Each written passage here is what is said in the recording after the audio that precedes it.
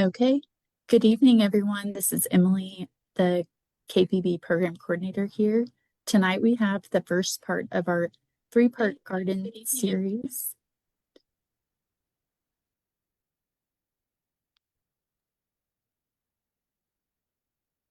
with Vandhana from Vibrant Rainbow Gardens.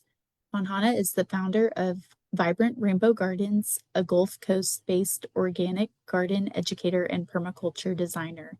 With nearly 15 years of hands-on gardening experience in the region and a background in science, she helps families and beginner gardeners grow their own herbs, fruits, and vegetables with confidence in our unique climate. She is passionate about making gardening practical, approachable, and joyful, and about helping people fit growing and eating from their garden into their everyday lifestyle. Her work centers on family gardening, organic practices, and growing in harmony with nature and local seasons rather than fighting against them. The focus tonight is gardening seasons in the Gulf Coast. If you have any questions, please leave them in the comments during the live. And now I will pass it over to Vanhana. Hi, everybody. Welcome. I'm so glad you're here today, especially in this super cold day.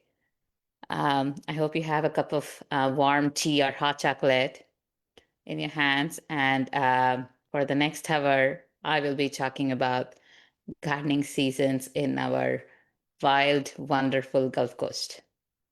First of all, I want to start by thanking Keep Pearland Beautiful team for hosting this and for the work they do in our community to support greener, healthier spaces. It really means a lot to me to be able to share this space with um, organization like you guys that care so deeply about our local environment and about helping people feel connected to where they live. So, like Emily mentioned, I'm Vandana. I'm founder of Vibrant Rainbow Gardens. I am both a scientist by training and a longtime Gulf Coast gardener. And these two paths actually really come together in how I approach gardening. I've been growing specifically food in this climate for about close to 15 years. I've been experimenting through heat waves, cold snaps like we have here, and hurricanes, droughts, and everything in between. What I've learned from both science and from the garden is that success here is not at all about having a green thumb. It's about more about understanding the timing and working with our season instead of fighting them. My work focuses on helping beginners and families grow food confidently using organic and climate appropriate methods. Today's class is really about sharing the patterns I've observed over the years so you guys can avoid all the trial and errors and feel calmer and more supported as you continue your gardening journey. So before we dive in, I want to set the stage for uh, what we'll be talking today. We are going to talk about why gardening seasons in the Gulf Coast don't actually follow a specific calendar, um, and how our climate creates a very different biological conditions in winter and early spring, summer, and fall. You will learn which kind of plants naturally thrive in each of these uh, specific windows and why some struggle, even when we actually care for them really well. We'll also talk about why timing matters more than talent here, and why success is often about choosing the right season, not having a green thumb. Finally, I'll show you how a Gulf Coast specific planting calendar could help you translate all of this into simple simple decision and make it easy without doing any guesswork. First, If you've ever tried to follow gardening advice and wondered, why does this seem to work and work for everybody, but not for me? You're totally not alone. I hear this from a lot of gardeners, uh, more so in people who have actually gardened in other states and moved here. They're like, I was an amazing gardener somewhere else, but here I cannot figure out how to work this area. One, because a lot of gardening information is not written for our climate. It is written for places with cooler summers, true winter, and actually predictable seasonal transitions.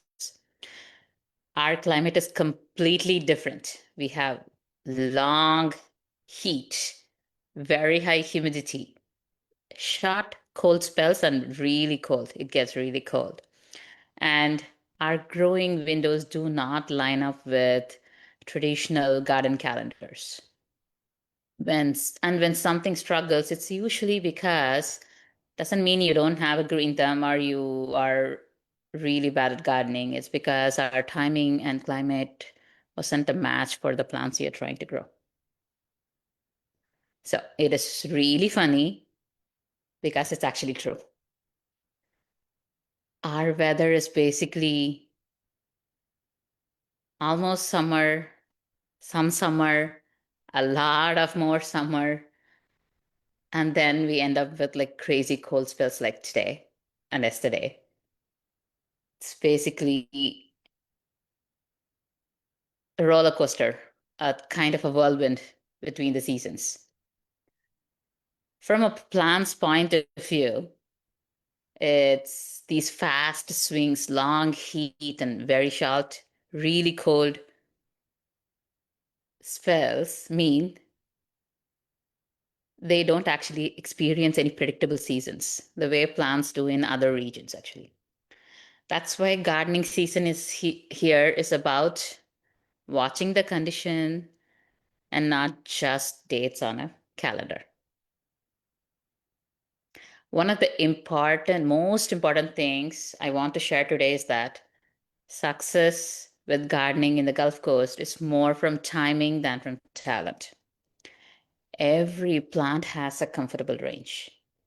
When the temperature, light, moisture, everything falls into it, the range, the plant grows so beautifully.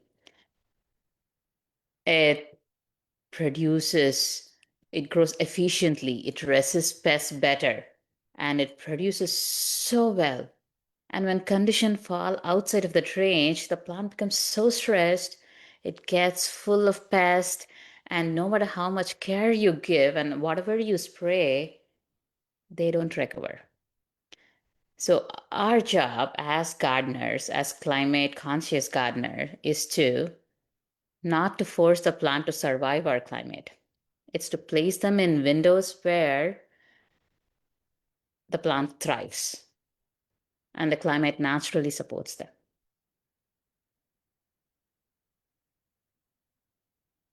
So we technically have over 300 plus growing days. If you check Farmer's Almanac or any of the gardening websites you regularly go, we have a really long growing window. And in many years, we can actually garden 365 days. Every single day, something will grow. But that does not mean we have one continuous growing season. What it means is we have windows where periods when stress is low for certain groups of plants to thrive. And these windows open and close based on temperature, changes in day length, and humidity. But here's the important part. Different plants are comfortable in different windows. So instead of one long growing season, we have short windows in the growing season where different crops take turn at being their best. Let's start with what we have right now. It's a winter. Technically, it's a very low stress and high productivity window for certain kinds of plants. Here, our soil very rarely freezes over. Like if you go in the Northeast, they have like so many inches of snow that they cannot even dig into the soil. Here, our soil is very much alive. The ground is insulated, even on storms, snowstorms like we are having right now. Life below the surface actually continues. The microbial communities keep working. The roots are often, they continue to grow even though they are slow. And actually, the many diseases and insects are naturally suppressed by the cold. For temperate and cool season plants, this can actually be a relatively low stress environment compared to extreme heat. Have you ever tried growing spinach or broccoli in our summers? You know what I'm talking about. Growth above ground will actually slow in this very cold environment, but the plant's core system are often still functional and they're protected. That is why leafy greens like kale and root vegetables like carrots and radishes, and even cool season herbs like dill, cilantro, fennel, they love this weather. They love this cold snaps and often bounce back when the temperature rises again. Our gardens are far more resilient than they look during the storm. However, if you have had any tropical or subtropical plants, these sudden cold events will be a real shock to the system. Plants that evolved consistently in warm climates struggle. They don't have the same cellular protections against the freezing weather, and rapid temperature drops can damage their cell membranes, they disrupt their water movements, and injure growing points. This is one of the reason why we have like so many trees and plants and citruses lost in all these cold snaps we've been having. The recent years have gotten, the cold snap has gotten like really intense and very less predictable. Just as important, the temperature, wind. Wind, plants don't experience, feel like temperatures like we do, but cold wind is much more extremely damaging than just the drop in temperature. Winter air is like super duper dry, and the strong winds strip the moisture from the leaves, increasing water loss, and roots can replace before the roots can actually replace. This will lead to cellular dehydration and tissue injury, even in plants that actually prefer cooler weather. And that's why some of the plants they are okay with cold snaps and cool temperature in the upper 20s, but when there is a hard freeze, they die. So, like cabbage, kale, and broccoli, protecting them from wind is often more important than when you're covering them and providing a heat source. So a simple wind barrier will reduce the moisture loss and prevent desiccation. However, if the weather involves a hard freeze, like we were supposed to have, then it is much more important to protect the roots and insulate and protect the growing point as well. And freezing rain or ice accumulation, that's a different type of stress. And ice forming on the leaf surfaces will actually physically damage those particular leaves, and they will collapse the tissues and break the stems.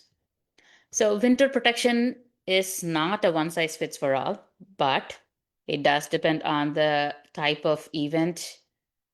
It depends on the type of plant and what part of the plant is most vulnerable. So this is where it's really important to observe. It's very important as a Gulf Coast gardener in unpredictable climate is to observe what is actually happening. We watch for the pattern, understand what kind of stress is happening, and then respond. Gardens are like living system. They are, and learning to read them is something that every gardener needs to learn. I'm very deeply passionate about this, so I'm a little bit more emphatic on that. Uh, Moving on, uh, as we move out of the winter, our transition into spring is like super fast. We might probably end up having spring next week. Pretty much all of us are eagerly waiting for this. We have a very quick transition into spring. The daytime temperature really rise very fast, but the nights still stay relatively cool. This creates a really narrow but very powerful biological window. The soil is active, the plants can establish strong roots, and the warm season crops can begin flowering before our true summer comes. So, early spring is not just about waiting out the frost, it's more about getting ahead of the heat. So, here I really want to emphasize here. For warm season crops like tomatoes, peppers, and beans, the most sensitive part of their life cycle is the fruit setting, after when the flowers turn into fruits. The plants need warm days for it to flower and be happy, but they need cooler nights for the pollen to function. So, when our nights are very consistently hot and the humidity rises in June, that's when you see flowers falling without setting any fruits. So the goal of early spring is not just to have everything planted. It is to have these plants established and flowering and setting their first heavy flush of fruit before the heat and humidity comes. So that is why we actually start our tomatoes and um, peppers and eggplants. Like, I know people start even before Christmas for planting in March. We want really happy, healthy plants ready to go before our summer arrives. Okay, let's talk about our favorite season, summer. This is basically some of the most stressful season for many food crops and also for the people here. You know how every seed and plant tag says full sun? They really are not talking about Texas sun. Prolonged heat reduces photosynthetic efficiency. High humidity limits plants' ability to cool through transpiration. Warm season crops like tomatoes, the humid nights will actually make the pollen not function, and the flowers will be sterile, and that's why we don't get good fruit set. When the nights are very warm, the plants lose their chance to recover and repair. Under all this chronic stress, their defenses weaken and pests and diseases take over. Our summer usually feels like managing problems rather than actually enjoying growth. So there's two ways to respond to it. Many gardeners treat summer, like the peak summer we have, as maintenance season. They don't do specifically any planting. They just protect with a shade cloth and hope that, whatever you planted in spring will survive until fall. This can help to some extent, but the results will totally depend on rainfall, what rainfall we have that year, what kind of weather pattern we are having that year, how many storms we have, how many hurricanes we have, and of course, the pest pressure. And depending upon how humid it is, we have our own palette of diseases. Another approach, one of my favorite way, is alignment to the weather. So instead of asking all the temperate plants that you planted in early spring to be happy and stay alive in this tropical conditions, we bring in crops that are actually built for heat and humidity. Crops like okra, loofah. There are some tropical gourds like bottle gourd, snake gourd, and pole beans, yard long beans. And there are some melons that are evolved in hot and humid climates. They love this weather. They thrive in humid climates. Their metabolism, pollen, viability, and growth, all of these function amazing in that exact condition, which actually stresses out our tomatoes and peppers. These plants don't just tolerate summer, they love it and thrive in it. These plants' photosynthesis remains efficient in high heat and humidity. The pollen stays viable, and the fruit set and flowering continues all through summer. So they don't survive, they are designed for this weather. This means summer is not a dead zone in the garden. It's a different growing season for a different set of crops. Added benefit is you can use these crops to protect your other plants. Like I use my okra and roselle to protect some of my peppers and eggplants. So the leaves of these tall plants uh, create shade so that the light, summer sun and heat is filtered and you get a filtered shade. It reduces the leaf temperature, limit sun scald, especially in peppers and eggplants, and improves air movement. Instead of relying only on artificial shade, you can actually create living shade and layered plant communities that actually buffer heat naturally, just like how it is set up in wild ecosystems. Now let's talk about fall. What do you picture when you think of fall? Like, stunning fall colors, falling leaves, chilly, windy days. But fall here doesn't arrive that way. It likes like in the cooler climates. We don't get sudden crisp days and cool nights. Instead, we often have very warm, sometimes hot days well into our fall, but the nighttime temperatures drop. They do drop about 10 to 15 degrees. And that makes a huge difference for the plants. The cooler nights mean they can recover, they can regulate their internal systems and resume efficient growth even when the daytime temperatures are in the 90s. Because of this, our fall behave just like spring. I often call it a fall spring or a pretend spring. The same combination that makes early spring so powerful, warm days paired with cool nights, shows up again in fall, and the heat stress eases before actual true cold arrives. And this is why we have amazing um, produce in the fall climate.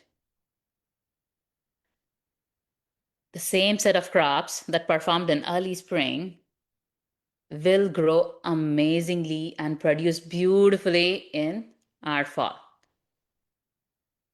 Many of these vegetables are usually restarted. Some do okay, like peppers and eggplants, but tomatoes, depending upon the year, they tend to get diseased in our very humid summer.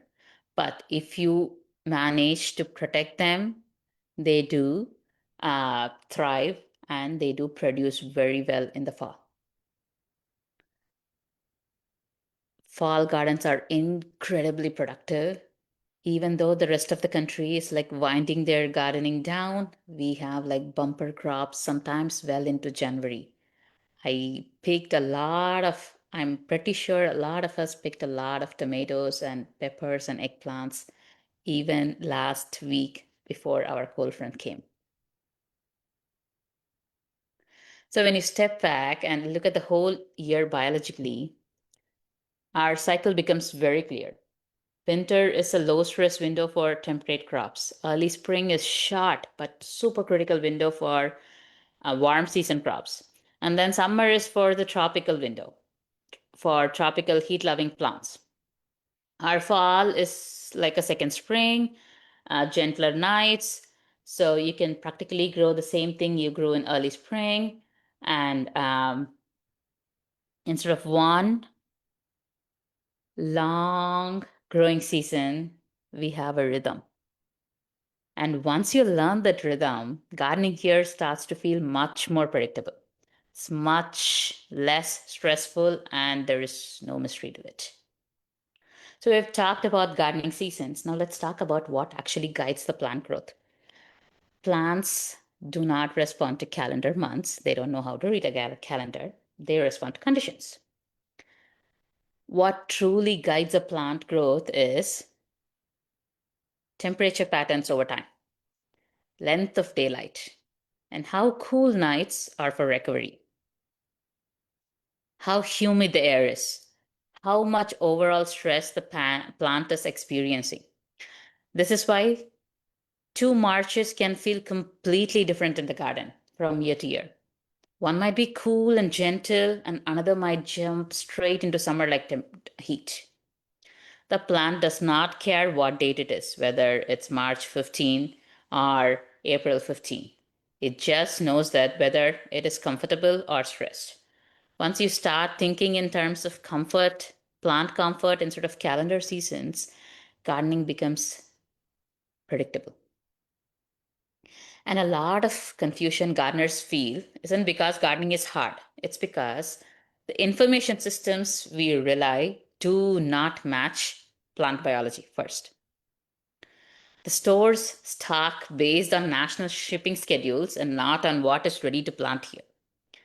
Online advice is often for different regions. And when Starbucks starts selling their pumpkin spice lattes, we feel like we are still in the middle of summer. There is no fall coming. So people really get mixed messages here and start to doubt themselves. Like when really they are trying to use the tools that are totally not designed for this climate. So one of the most helpful shifts that you can make is group plants by the window so that they are actually suited for. Some plants thrive in cool, low stress conditions. Don't plant them in the middle of summer. Some need really warm days, but cool nights to set fruit. Some are actually built for heat and humidity. When you actually match the crop for the window they thrive in,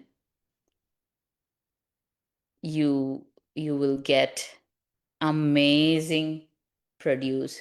Everything feels so much easier, and you feel like you have the most greenest thumb ever.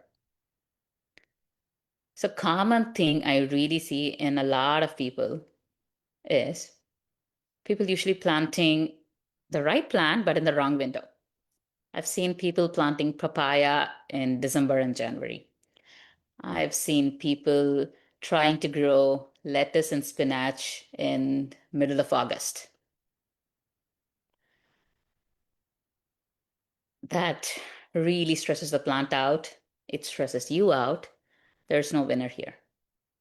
Another common trap is planting based on what is available in the stores. I have made this mistake way too many times to count, but again, big box stores do not stock based on what is the right time to plant things. They only stock based on their shipping schedule, not totally according to what needs to be planted.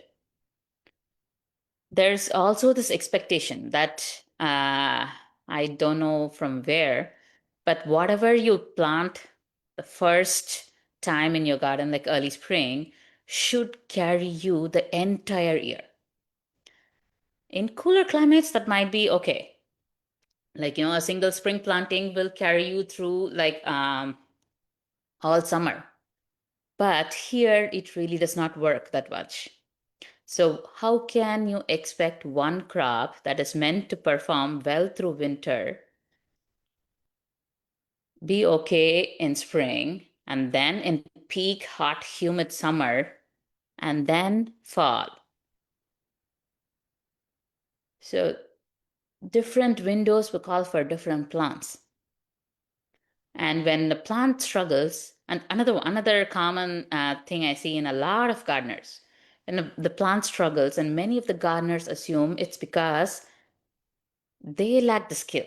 They have, I've seen so many people tell me that I have black thumb. I cannot keep anything alive in their garden. Usually it just means that you planted the wrong plant in the wrong window, and the plant was so stressed that it just died. It is totally not a personal failure at all.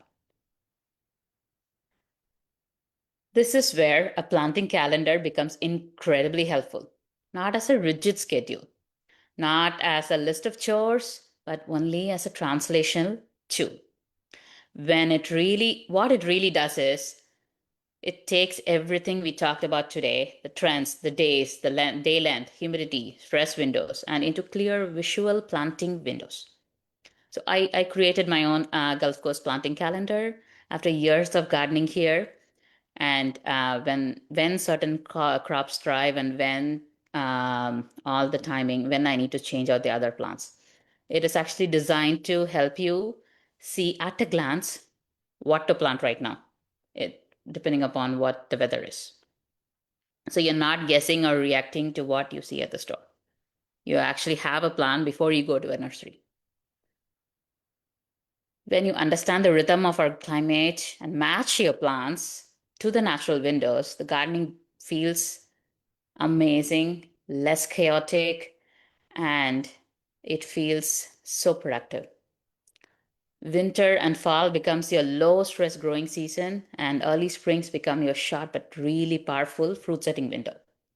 Summer becomes your tropical season where you can enjoy all the tropical melons and stuff, and with protection and heat loving crops. Fall becomes basically your second spring, and you're no longer forcing one crop to perform practically all year. You're letting each season grow what it's meant to grow. That's where that's where your gardening confidence will come from. It's not from memorizing what dates, when to plant, or checking out farmer's almanac, but from understanding our climate and alignment. So one last thing I want to leave you with is there are no gardening, 2 years are not going to look exactly the same. The dates will not exactly match. If you planted, um, like last year, if you planted on March 1st, this year, March 1st will look entirely different. There are large scale weather patterns like El Nino weather, La Nina climate. They influence rainfall, cloud cover, temperature swings. And then there is like long-term climate change that is shifting average temperatures and extending the heat windows. Even local factors like microclimates, local air pollution, urban heat islands if you are in the middle of a city can change how plants experience stress. All of this means that even though the biological window are real, they are not fixed to exact dates. They are patterns and not promises. So, the most important skill you can develop as a Gulf Coast gardener is observation. Watch how quickly your temperatures rise. Notice when nights stop cooling. Pay attention when the flowering slows down, when the pests come out. If your pattern shifts, we must shift with it. Good gardeners are not rigid, they are responsive. They learn the rhythm and they dance with it.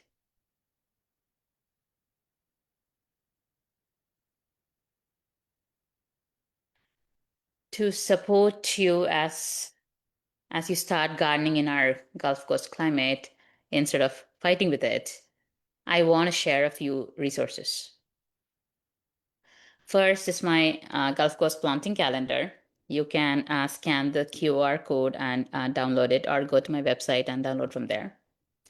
It's built around seasonal windows we talked about, and is meant to help you see when to plant. Kind of take it as a guide, not as a rigid planting date. And you will know when to plant. When I have about 40 vegetables, fruits, flowers, and herbs in it. I've separated them based on how I plant. So it might be a little bit intimidating, especially if you're a super beginner, but hang in there. You can always email me for support, or find me in Facebook or Instagram, and um, I can go over the planting calendar with you. Second is my gardening quiz. I created a simple 3-minute quiz. It will help you understand your natural gardening style. Both two of us will not garden exactly the same way. You might have a very busy schedule, and you practically have like 5 minutes a day. I might be retired and have all the time in the world. The same gardening advice will not work for both of us. So, if you know what kind of gardener or how much time you'll be willing to spend in a garden, it would be so much easier to, make a plan for uh, your personality and your lifestyle. I also have my own podcast. It's called Grow with Vibrant Rainbow Gardens. You can find me in any of the regular podcast platforms like Apple Podcasts, or Spotify, or even in YouTube. Um, you can join my newsletter, and I do send out a weekly newsletter with stories from my garden and details about upcoming classes and events. I just started a YouTube channel um, for my behind the scenes gardening um, videos. I do work with one-on-one with homeowners, and I do garden coaching with other gardeners. So this is just the beginning. We have 2 more classes coming up. Um, the next one is going to be about planning your vegetable garden. I'm so excited about this. This is one of my favorite topic, and in 2 weeks, uh, same page, same place, same time, we can plan your organic vegetable garden. And two weeks from then, February 23rd, we will learn about growing, caring, and harvesting from your garden. I am super excited for this, and I hope you are too. Now, if you have any questions, I would love to answer everything. Please add it to the comment section, and I will go over them one by one. I see a lot of you thanking. Yes, predictable transition, like real spring and autumn, I have never seen it here.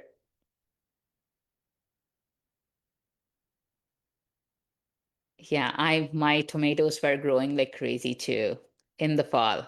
My spring tomatoes were very okay this year.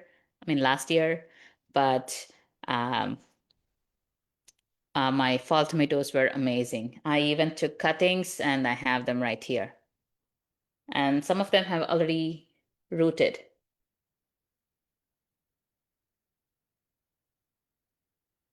If you see, there are roots.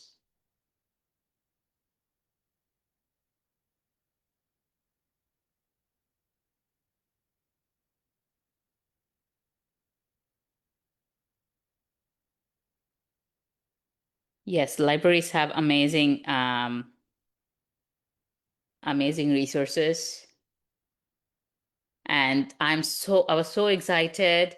I contacted the libraries to start a seed library, and they had already partnered with Brazoria Master Gardeners. And I'm super excited that they have a lot of free seeds. I will be going there to dropping off my extra seeds as well. Um, I hope you do too.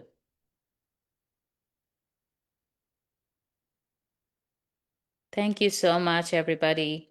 Looks like I rushed through most of my presentation.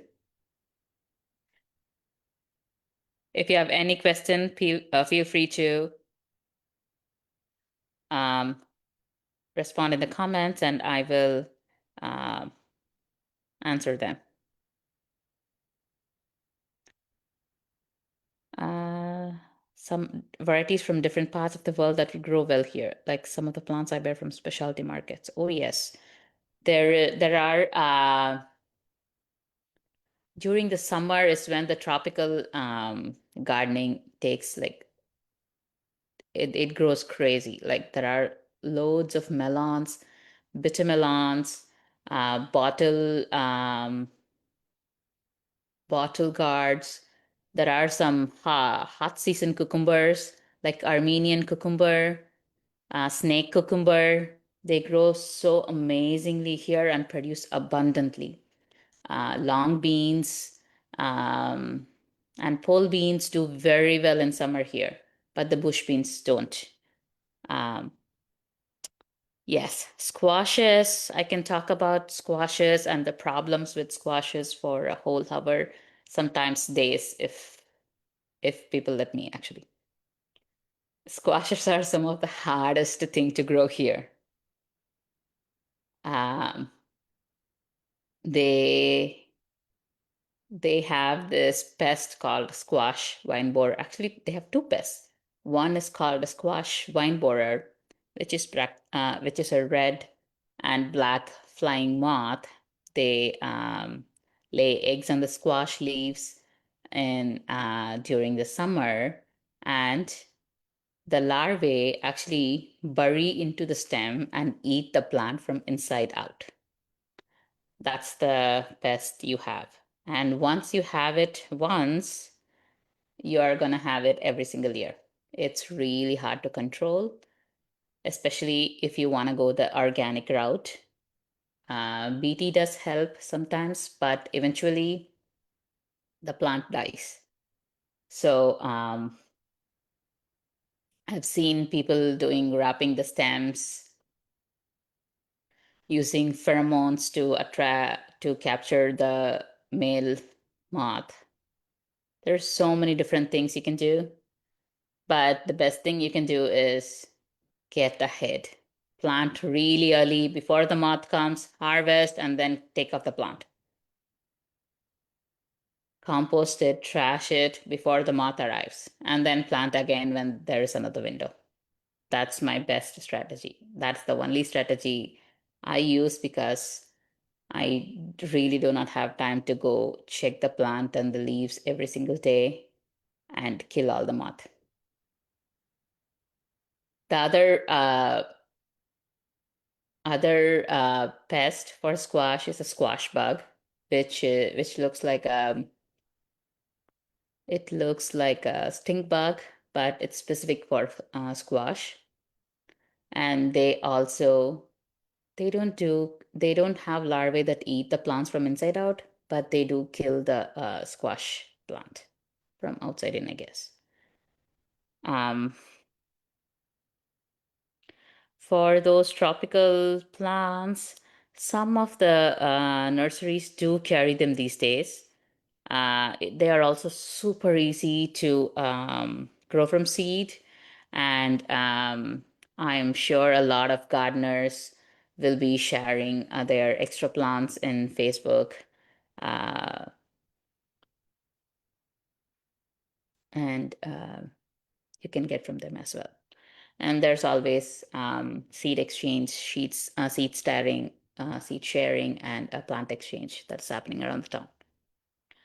For SVB, can you avoid planting by planting in the fall? Actually, SVB is active all through the year in our area, unfortunately. But there are two windows. They usually come around end of May, June, depending upon how hot our spring is. They might come in a little earlier. If we have a kind of cooler spring, they usually come around early June. So the goal is to plant really good looking plants early in the spring and get a harvest before they come out in June. Or there's another way. There are some varieties of squashes that are resistant to squash vine borers. They are usually winter style squashes, butternut squash. There is two other squash that are actually native to our area. It's called Seminole squash, planted, which was used by the native Indians, and Tatume squash. They both are um, really resilient squashes, but they're not summer squash varieties.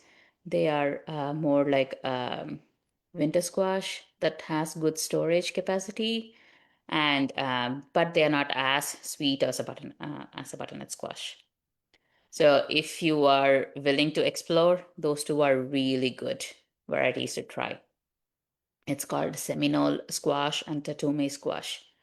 A lot of old seasoned gardeners swear by those varieties. And butternut squash is also a good variety to grow in our area. Unfortunately, those beautiful patty pan squashes and zucchinis and yellow squashes are very susceptible to SVB. I have never tried jacaranda trees, sorry. Maybe somebody else can answer that.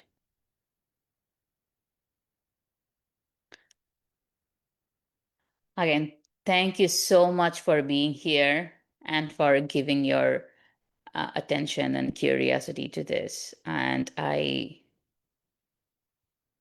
hope to see you in the next class.